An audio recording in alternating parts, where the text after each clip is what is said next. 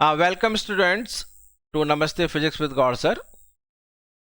हम dual nature करा रहे हैं और 2 लेक्चर हो चुके हैं बच्चे। और दोनों लेक्चरों में आपने देखा कि हमने आपको इलेक्ट्रॉनिक एमिशन के बारे में बताया, हमने फोटो इलेक्ट्रिक इफेक्ट क्या होता है वो बताया। फोटो इलेक्ट्रिक इफेक्ट का मैंने सबसे स्पेशल बात ये बताई थी कि सबसे पहले उसमें एक्सपेरिमेंट हुआ, एक्सपेरिमेंट से जो रिजल्ट निकले वो लॉज में तब्दील हो गए। और बच्चे आपने जो लॉज बनाए हैं वो कहाँ से बनाए थे? एक्सपेरिमेंटल ग्राफ देख देख कर। अब इन सारे लॉज को मैंने कहा था कि समझाने के लिए कोई ना कोई थ्योरी डेवलप होगी, और जो थ्योरी ऐसी डेवलप होनी चाहिए जो इन एक्सपेरिमेंटल रिजल्ट को वेरीफाई करे, वही हमारा टॉपिक का आज का थीम है। और इसमें मैंने आपको एक बता दिया था कि क्लासिकल जो आपके वेव थ्योरी है वो फेल हो गई थी। किन बातों पर फेल हुई थी आपको याद रखना चाहिए, क्योंकि ये क्वेश्चन पूछा जा सकता है। वो फेल होती है दो चीज़ों पर। एक तो था कि एग्जिस्टेंस ऑफ थ्रेशोल्ड फ्रीक्वेंसी, कि क्लासिकल वेव थ्योरी के दिमाग से ये बात हजम नहीं हो रही कि भाई ये फ्रीक्वेंसी क्या भला है। क्योंकि उनके जैसे मैंने आपको बताया था दीवार पिक्चर में शशि कपूर और अमिताभ बच्चन की बात जो मैंने समझाई थी आपको, कि शशि कपूर हमेशा कहता था मेरे साथ मेरी माँ है। तो सिमिलरली वेव थ्योरी कहती है कि मेरे साथ मेरा इलेक्ट्रिक फील्ड एम्पलीट्यूड है, यानी amplitude of electric field intensity. यानी जितना ज़्यादा amplitude of electric field intensity होगा उतना ही ज़्यादा वो फोर्स लगाएगा और इलेक्ट्रॉन्स को निकलना पड़ेगा। तो इसलिए वेव थ्योरी के हिसाब से तो थ्रेशोल्ड फ्रीक्वेंसी का कंसेप्ट होना ही नहीं चाहिए। तो इस राउंड पर वो फेल हो गया, एग्जिस्टेंस ऑफ थ्रेशोल्ड फ्रीक्वेंसी। दूसरा उसने समझाया कि भाई वेव थ्योरी कहती है कि भाई इलेक्ट्रिक फील्ड इंटेंसिटी जितनी ज़्यादा होगा उसका एम्पलीट्यूड, उतना ही ज़्यादा फोर्स लगेगा, उतने ही ज़्यादा एक्सेलरेशन से इलेक्ट्रॉन्स बाहर आएगा। तो इसका मतलब जो मैक्सिमम काइनेटिक एनर्जी जो इजेक्टेड इलेक्ट्रॉन की है वो आपके फ्रीक्वेंसी की बजाय इंटेंसिटी पर डिपेंड करनी चाहिए, amplitude of electric field vector पर डिपेंड करना चाहिए। आप बच्चे करो कि इंटेंसिटी इंटेंसिटी उस समय जानते थे लोग, वो जानते थे कि एम्पलीट्यूड ऑफ इलेक्ट्रिक फील्ड का स्क्वायर। याद है इलेक्ट्रोमैग्नेटिक वेव्स में I is equal to energy intensity, intensity याद है, energy density half epsilon not E not square into c energy. ठीक है, ये था इंटेंसिटी। तो बच्चे अब आगे चलते। अ, मैं अब आगे इसको कंटिन्यू करता हूँ। Let us do. चलिए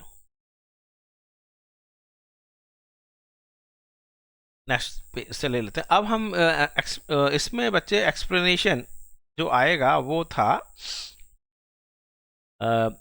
आइंस्टाइन्स एक्सप्लेनेशन है। ठीक है, आइंस्टाइन ने क्या एक्सप्लेन किया।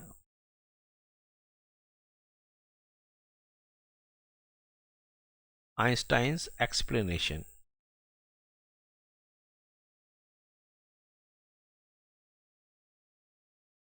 तो आइंस्टाइन ने बच्चे क्या मान के चला, आइंस्टाइन, वो हम देखेंगे फोटो इलेक्ट्रिक इफेक्ट के लिए। अब आइंस्टाइन ने भी बच्चे उस समय जो एग्जिस्टिंग मैंने बताया था कि पार्टिकल पार्टिकल पार्टिकल जो मतलब गॉड पार्टिकल जैसे कहते हैं आप, कि कण कण में भगवान है हमारे इंडिया में, इसी तरह से जो आपके पास प्लैंक थे जिनके फादर प्रीस्ट थे, वो भी स्पिरिचुअल थे। और उन्होंने कहा जैसे घर में होता है सब लोग बड़े स्पिरिचुअल हैं, तो इसका मतलब उनको भी स्पिरिचुअलिटी से इस समझ में आया कि जो पापा जैसे कहते हैं कि भगवान सब जगह है, गॉड सब जगह है, तो इसी तरह से जो क्वांटम जो लाइट है उन्होंने कहा कि ये एक्चुअली में एनर्जी का पैकेट है, जिसको उन्होंने क्वांटम कहा। तो प्लैंक्स हाइपोथेसिस जो थी उसको उन्होंने आइंस्टाइन ने यूज़ किया। और आइंस्टाइन ने बताया आइंस्टाइन ने ये बताया कि जो फोटो इलेक्ट्रिक इफेक्ट है वो प्लैंक्स का यूज़ किया उन्होंने। प्लैंक्स में लिख दूं, a used Planck's, a use planks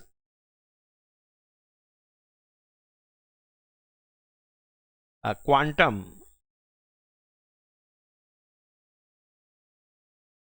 nature of light. Photon बच्चे बाद में नाम आया था, क्वांटम नेचर ऑफ लाइट। उन्होंने क्वांटम नेचर ऑफ लाइट का यूज़ किया आइंस्टाइन ने use quantum nature of light, Planck's quantum nature. और अकॉर्डिंग टू प्लैंक की जो लाइट है, light propagates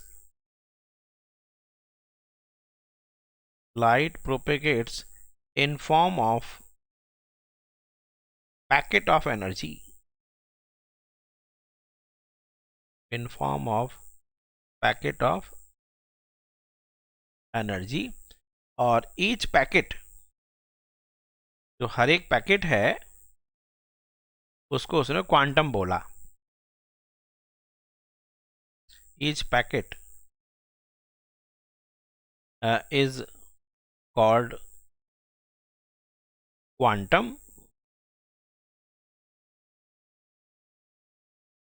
and has energy,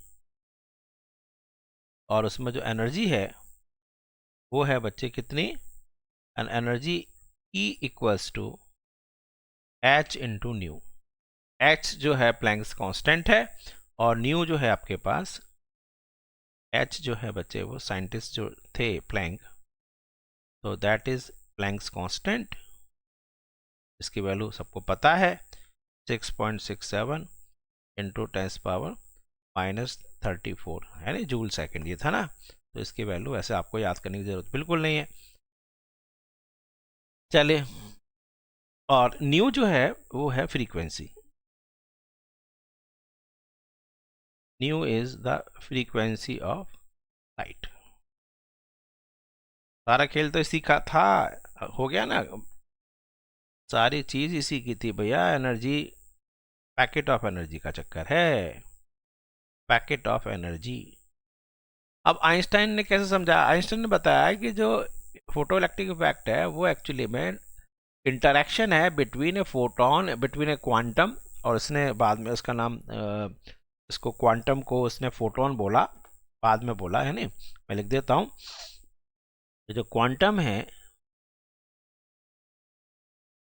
quantum को उसने बाद में इसका नाम फोटोन रखा गया, ठीक है, फोटोन, फोटो इलेक्ट्रिक इफेक्ट। ठीक है, तो अब आइंस्टाइन का एक्सप्लेनेशन क्या है कि आपके पास कोई भी सब्सटेंस है, ये देखिए, if we have any substance,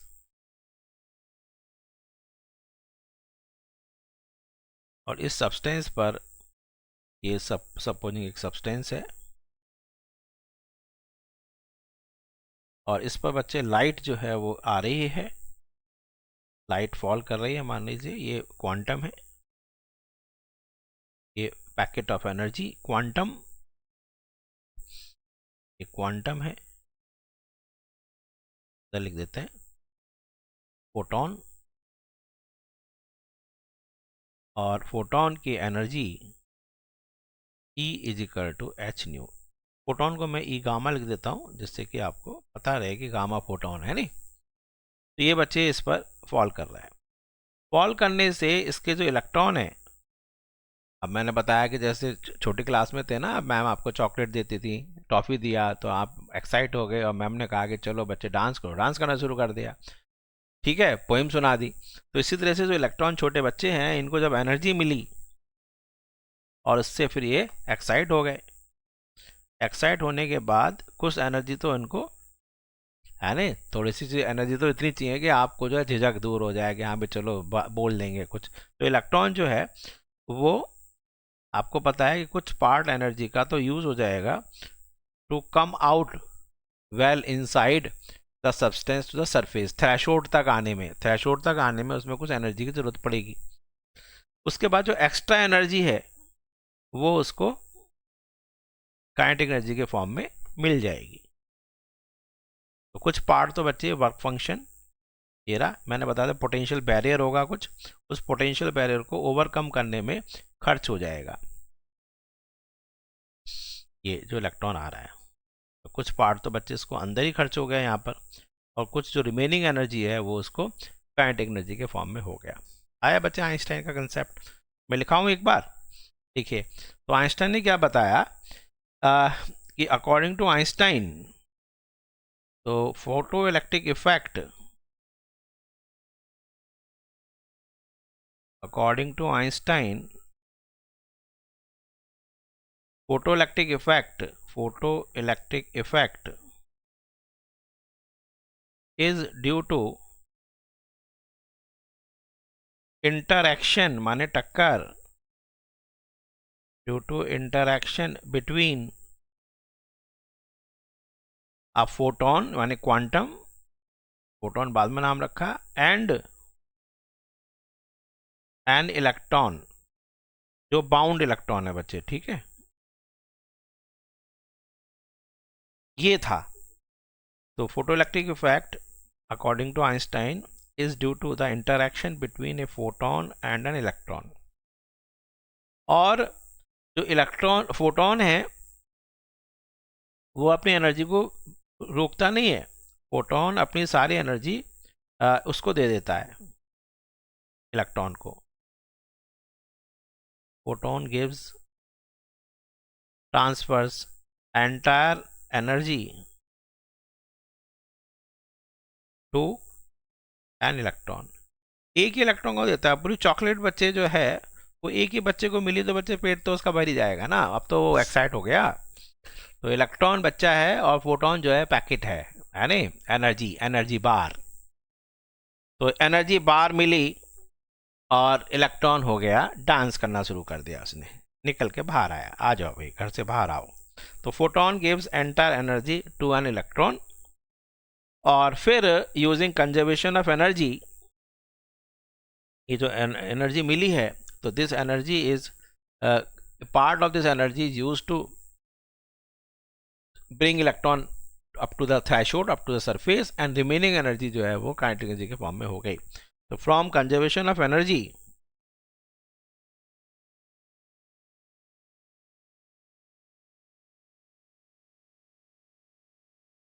from conservation of energy, जो एनर्जी इंसिडेंट है फोटोन की, एनर्जी ऑफ फोटोन, ये एनर्जी का एक पार्ट इलेक्ट्रॉन को निकालने में खर्च हो गया, वर्क फंक्शन, प्लस जो रिमेनिंग पार्ट है दैट इज के मैक्स। समझ में आया बच्चे कंसेप्ट या नहीं? इतना सा कंसेप्ट है, यही आइंस्टाइन फोटोइलेक्ट्रिक इक्वेशन बनेगी। चलो आगे। अब बट तो एनर्जी फोटोन की तो आपको पता है,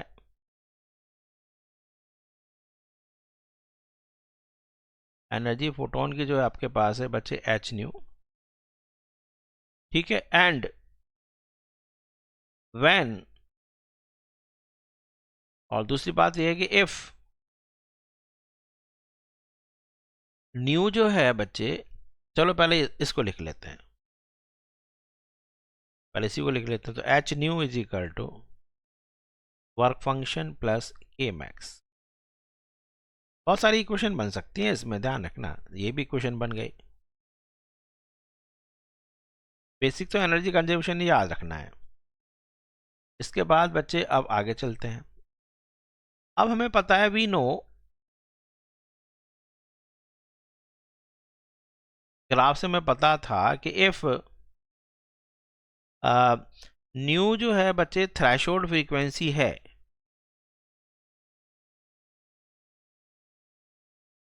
थ्रेशोल्ड फ्रीक्वेंसी है, तो आपको बच्चे के मैक्स आते ही नहीं उसमें, यानी स्टॉपिंग पोटेंशियल भी जीरो होता है और के मैक्स भी जीरो होता है।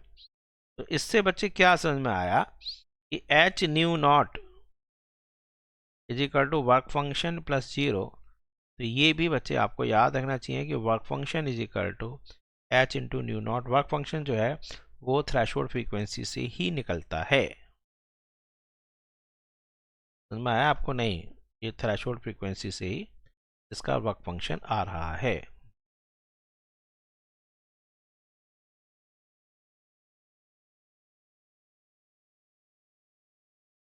तो ये भी इक्वेशन और इसमें बन जाएगी। और चलते हैं। तो इक्वेशन, ये सारी इक्वेशन जो है ये वन है, जैसे इक्वेशन वन, ये इक्वेशन वन हो गई, ठीक है। अब इसकी वैल्यू पुट कर दो बच्चे, यहाँ पर इसकी वैल्यू पुट कर देते हैं। तो हमारे पास आ गया क्या आ गया बोलो, h nu naught, h nu is equal to h nu naught plus K max, ये हो सकता है, यानी कि h into nu minus nu naught is equal to K max, ये बन गया।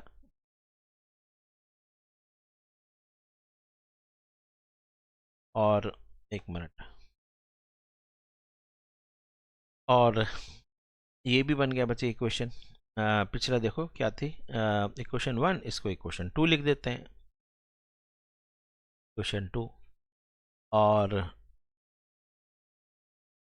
फिर चलते हैं कि बट के मैक्स की वैल्यू पता है आपको, K max is equal to e into V naught, ध्यान रखना मॉड है वैसे, ठीक है। तो आपके पास क्या आ गया, तो h nu is equal to work function plus e into V naught, ये भी इक्वेशन। मतलब आप पेरेंटल, मैं फिर कह रहा हूँ कि आपको इतना ज़्यादा इक्वेशन क्यों याद कर रहे हो, आपको एक इक्वेशन आनी चाहिए बस, एक इक्वेशन पता होनी चाहिए बच्चे, कौन सी, जिसका नाम ही नहीं दिया मैंने, विदाउट नेम, ये वाली, कि energy of photon is equal to work function plus K max, इससे सारी चीज़ें निकल जाएंगी। तो ये सारे के सारे फर्स्ट इक्वेशन हुआ, सेकंड इक्वेशन हुआ, और ये थर्ड इक्वेशन भी बन गई। तो ये सारी इक्वेशन 1, ये सब इक्वेशन 1 2 3, ये सारी के सारी आपके पास आइंस्टाइन्स फोटोइलेक्ट्रिक इक्वेशन है, आइंस्टाइन्स फोटोइलेक्ट्रिक इक्वेशंस। तो आप इस टॉपिक का नाम आइंस्टाइन्स एक्सप्लेनेशन जो लिखा मैंने, इसको आप लिख सकते हैं derivation of Einstein's photoelectric equation, ठीक है। यहाँ हमने डेरिवेशन कर लिया, ये आप समझ लो हम डेरिवेशन कर रहे हैं, derivation of Einstein's photo electric equation. तो आइंस्टाइन्स फोटो इलेक्ट्रिक इक्वेशन का derivation of Einstein's photo electric equation,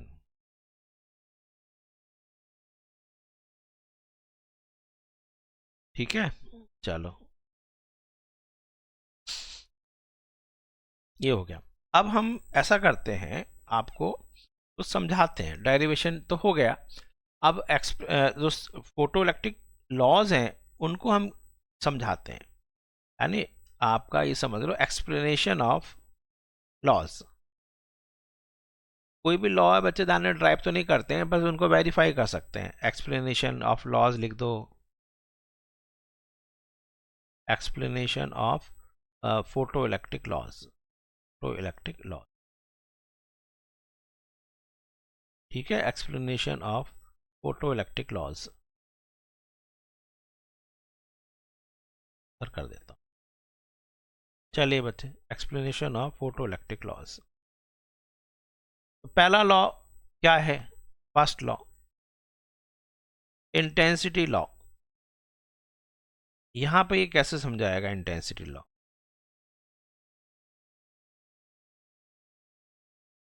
intensity law बोलो बच्चे, इंटेंसिटी लॉ क्या था, कि जितनी ज़्यादा इंटेंसिटी की लाइट है उतने ज़्यादा फोटो इलेक्ट्रिक करंट है। तो यहाँ पर इसने बताया आइंस्टाइन ने कि इंटेंसिटी का मतलब इलेक्ट्रिक फील्ड वेक्टर नहीं, इंटेंसिटी का मतलब है ज़्यादा संख्या में फोटोन का गिरना पर सेकंड, एनर्जी, एनर्जी तो फोटोन है ना, तो फोटोन की एनर्जी पर सेकंड, तो इसमें मैं न्यूमेरिकल के लिए भी करा दूंगा बच्चे फॉर्मूला। तो इंटेंसिटी लॉ ये बताया है कि नंबर ऑफ इजेक्टेड, एक्चुअली में पहले तो ये लिख लेते हैं, इंटेंसिटी का मतलब है, एक minute, okay, intensity of light,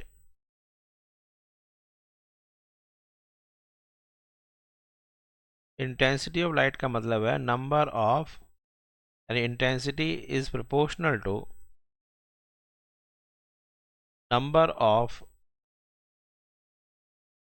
ejected, नहीं sorry, number of photons proportional to number of photons falling या incident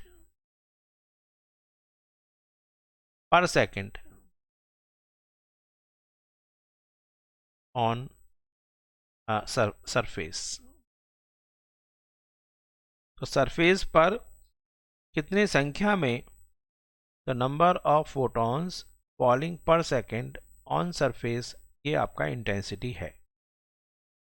अब जितने ज़्यादा आपके पास फोटॉन्स पर सेकेंड गिर रहे हैं, इसका मतलब एक फोटोन एक इलेक्ट्रॉन को इंटरेक्ट कर रहा है, तो इसका मतलब उतने ज़्यादा संख्या में इलेक्ट्रॉन्स पर सेकेंड निकलेंगे। इसका मतलब ये हुआ कि नंबर ऑफ इजेक्टेड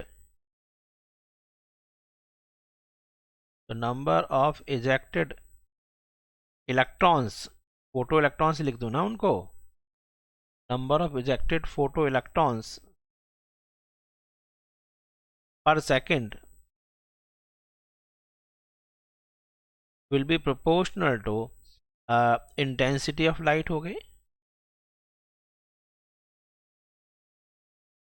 आगे नहीं, तो नंबर ऑफ ejected photoelectrons, तो number of ejected photoelectrons per second will be also proportional to intensity of light। और number of ejected photoelectrons per second जितना ज़्यादा है उतनी ज़्यादा करंट है। इसका मतलब क्या हुआ? इसका मतलब ये हुआ कि फोटो इलेक्ट्रिक करंट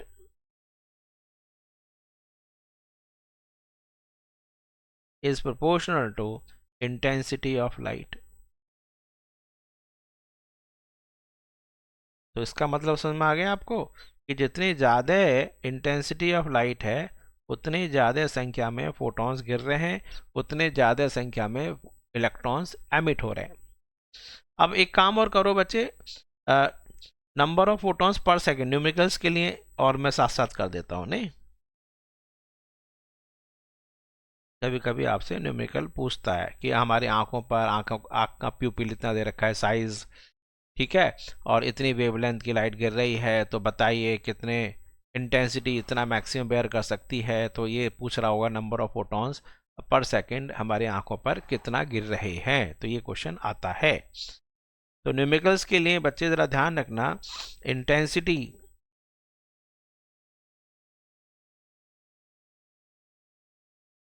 इंटेंसिटी का मतलब होता है एनर्जी, टोटल एनर्जी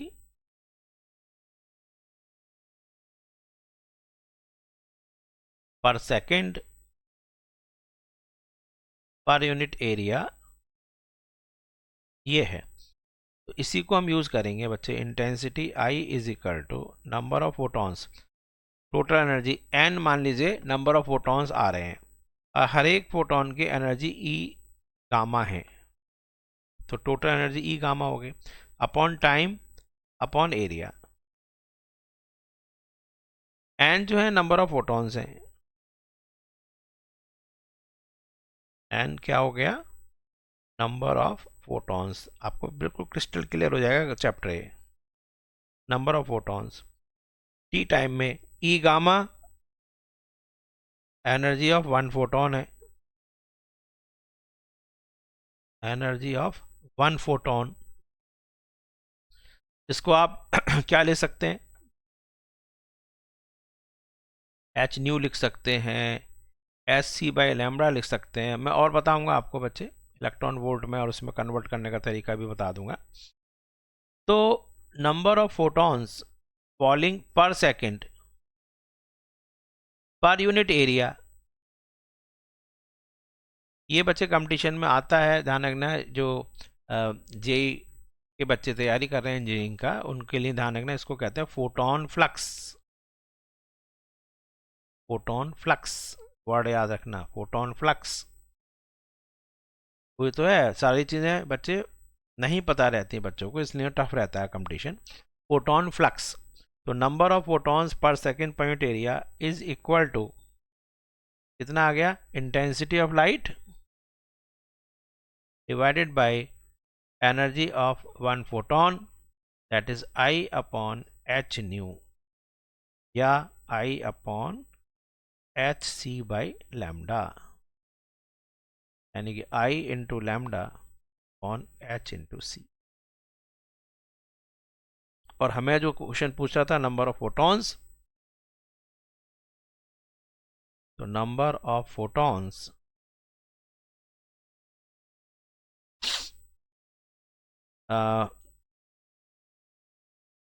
पर सेकेंड जो गिर रहे हैं वो आपका हो गया n/t, that is equal to intensity upon energy of one photon h nu divided by, एक और भी है बच्चे, नंबर ये इनटू ऊपर आएगा बच्चे वो, और ये आ जाएगा आपके पास एरिया से मल्टीप्लाई कर देंगे, नंबर ऑफ फोटॉन्स फॉलिंग पर second, number of photons falling पर सेकेंड, ये आ जाएगा।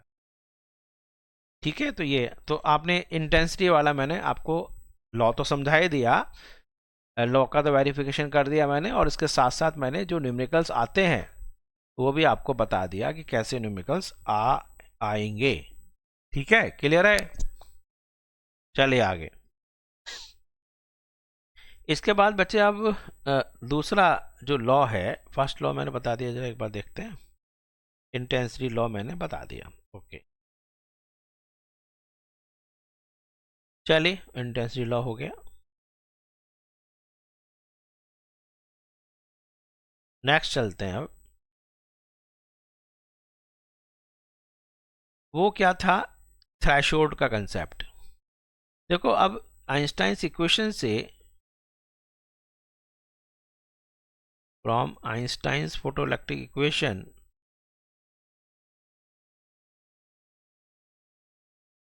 फोटोइलेक्ट्रिक इक्वेशन की जो आपके पास के मैक्स है, that is equal to h times nu minus nu naught. ये देखो कहाँ से ले रहे हैं, ये हम ले रहे हैं इक्वेशन नंबर 2 से, ये हमने यहां से ले लिया,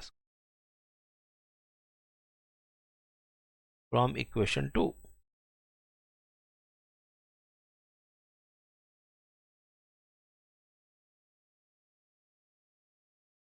इक्वेशन 2 से ले लिया। अब देखो, इफ जो न्यू की वैल्यू बच्चे न्यू नॉट से कम है, यानी जो लाइट जो फॉल कर रही है वो थ्रेशोल्ड फ्रीक्वेंसी से कम से फॉल कर रही है, तो के मैक्स क्या हो जाएगा? के max will be negative, kinetic energy negative हो गया, और के निगेटिव होने का मतलब बच्चे इम्पॉसिबल है। आया समझ में? नहीं। इसका मतलब यदि एनर्जी ऑफ फोटोन जो उस पर फॉल कर रही है वो थ्रेशोल्ड फ्रीक्वेंसी से भी कम है, तो no photoelectric emission takes place, यानी कि इफ फ्रीक्वेंसी, सॉरी एनर्जी नहीं frequency, if frequency of incident light, light की जगह रेडिएशन लिख सकते हैं, incident light is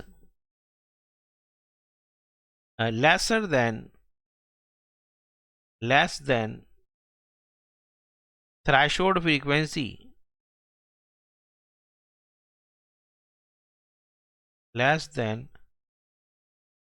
threshold frequency, no photoelectric emission takes place। इसमें बच्चे इंटेंसिटी का तो जिक्र ही नहीं हुआ, इसका मतलब कितनी हाई, यानी how high the intensity of incident light भी, तो इंटेंसिटी पर नहीं डिपेंड करता इजेक्शन ऑफ इलेक्ट्रॉन्स, जबकि वेव थ्योरी में कह रहा था कि भाई उसके पास तो इंटेंसिटी है, जितनी ज़्यादा स्ट्रॉन्ग इंटेंसिटी है उतने ज़्यादा स्ट्रॉन्ग एम्पलीट्यूड का इलेक्ट्रिक फील्ड है, तो फोटो इलेक्ट्रिक एमिशन का ही नहीं होगा, होगा ही होगा। ठीक है, चलिए, तो ये बात खत्म हो गई। इसके बाद नेक्स्ट जो कंसेप्ट था वो ये था फ्रॉम इक्वेशन 2 फिर दोबारा देखते हैं, फ्रॉम इक्वेशन 2 अगेन, इक्वेशन 2 से क्या समझ में आ रहा है कि आपके पास इफ न्यू इज मतलब एनर्जी जो है, ध्यान से देखो कि एनर्जी जो आपके पास के मैक्स आ रही है, इफ हटाओ, जो के मैक्स आ रहा है that is proportional to nu minus nu not, यानी above threshold frequency, threshold frequency से यदि आपके पास न्यू ज़्यादा है तो आपका काइनेटिक एनर्जी बढ़ता है, यानी कि काइनेटिक एनर्जी के max depends upon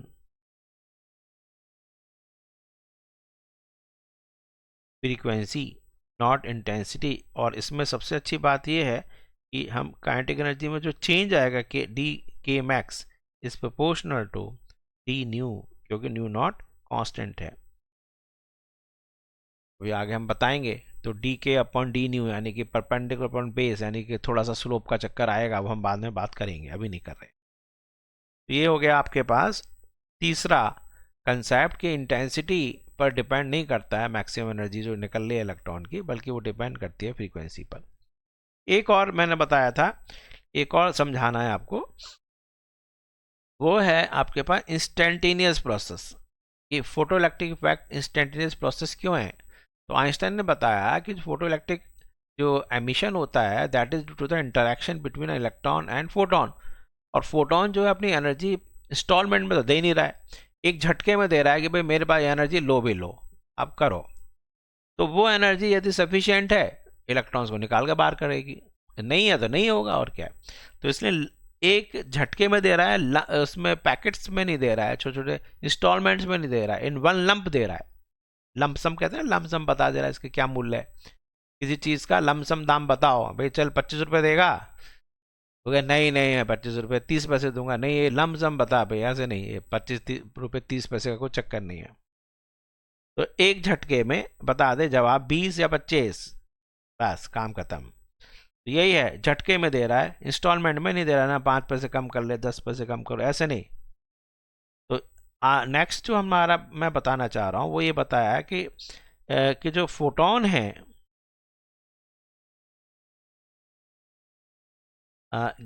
gives its entire energy, its entire energy to an electron in one lump, LUMP, lump sum कहते हैं ना, लमसम ये जो है इंग्लिश से आया है, लंप, लंप है नहीं, मेडिकल में लंप समझ में आता है आपको, लोथड़ा एक lump, in one lump photon gives its entire energy, photon gives its entire energy to an electron in one lump। तो इसलिए क्या हो गया कि फोटोइलेक्ट्रिक इफेक्ट,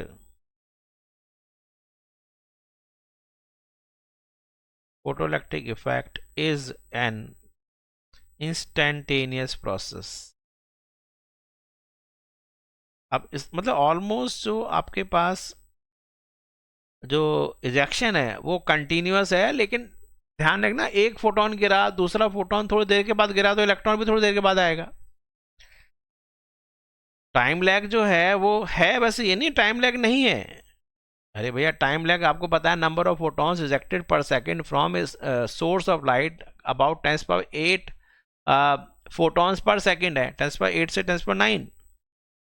तो जो प्रैक्टिकली आपके पास 10⁻⁻8 और 10⁻⁹ यदि टाइम इंटरवल है, जो टाइम लैग है मैं बता देता हूँ चलो, वो अबाउट 10⁻⁹ है, 10⁻⁹ सेकंड का है। तो क्या ही है ये, 10⁻⁹ सेकंड का है, वो इसलिए है 10⁻⁸ या 10⁻⁹ क्योंकि number of photons, number of photons ejected पर second by a source of light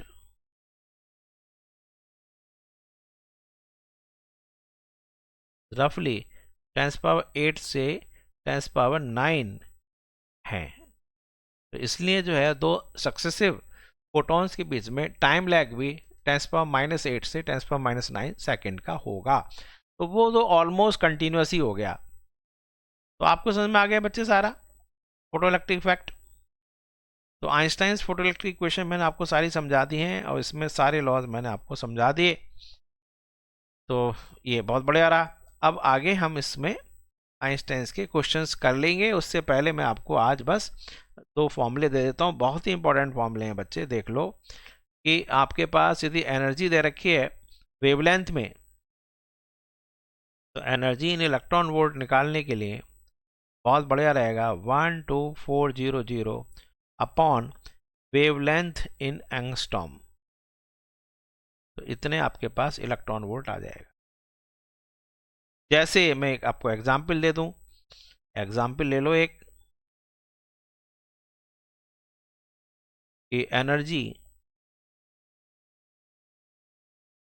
corresponding two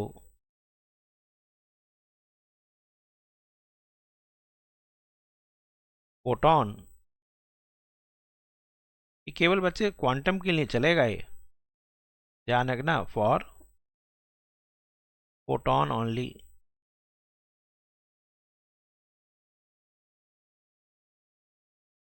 numerical बच्चे करने बैठ जाते हैं, उनको बेसिक नहीं पता होता है, ध्यान है ना, इसलिए मैं बता रहा हूँ आपको, बहुत फास्ट होता है मेरे method. Energy corresponding to photon, ठीक है, energy corresponding to photon of wavelength मान लीजिए 4000 एंगस्ट्रॉम है। क्या आएगा एनर्जी? तो energy is equal to 12400 upon 4000। तो ये आपके पास कट गया 0000 इधर, तो आंसर कितना आ रहा है? तो this is equal to 4 3 12 about 3.1 electron volt. बहुत जल्दी से ये क्वेश्चन बन गया। अब यदि आपसे बच्चे वेवलेंथ पूछ रहा है, वेवलेंथ इन एंगस्ट्रॉम, तो ये भी कर सकते हैं। तो ये है 12400 upon energy in electron volt. तो इस पर कोई एग्जाम्पल ले लेते हैं। तो आपसे पूछ रहा है कि find wavelength corresponding to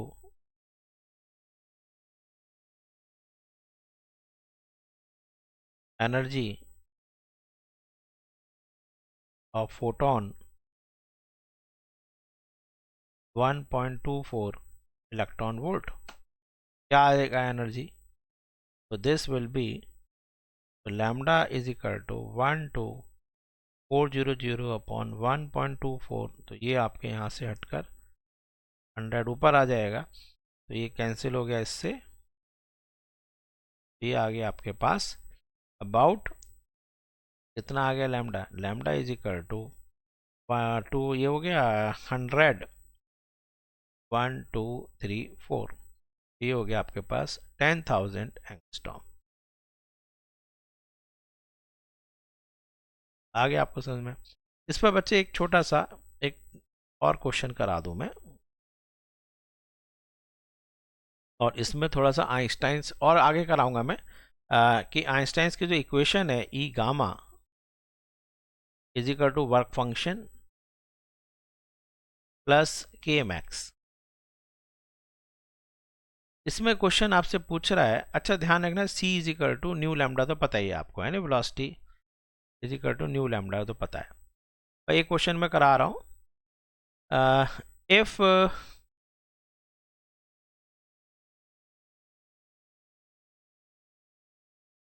photon of wavelength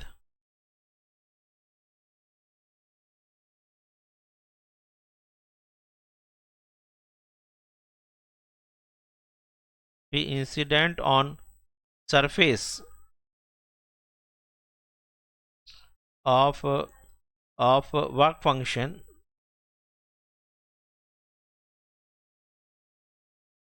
1.1 electron volt. Find number 1 Kmax, and number 2 the stopping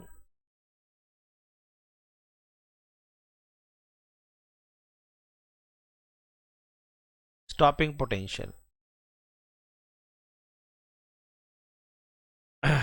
चलिए, तो बच्चे आप जरा देखो, सबसे पहले आपको ये निकाल लेना है कि ई गामा कितना है. Energy of photon is equal to वही 12400 upon 4000.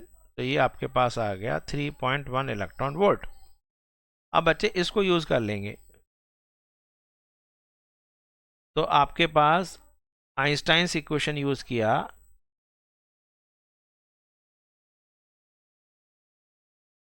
Einstein's photoelectric equation use किया तो आपके पास आ गया e gamma is equal to work function plus K max. तो ये बच्चे हो गया 3.1 electron volt is equal to 1.1 plus K max. तो के मैक्स कितना आ गया, this is equal to 2 electron volt. और इसको यदि जूल में पूछ रहा है तो जूल में यूज कर लेना.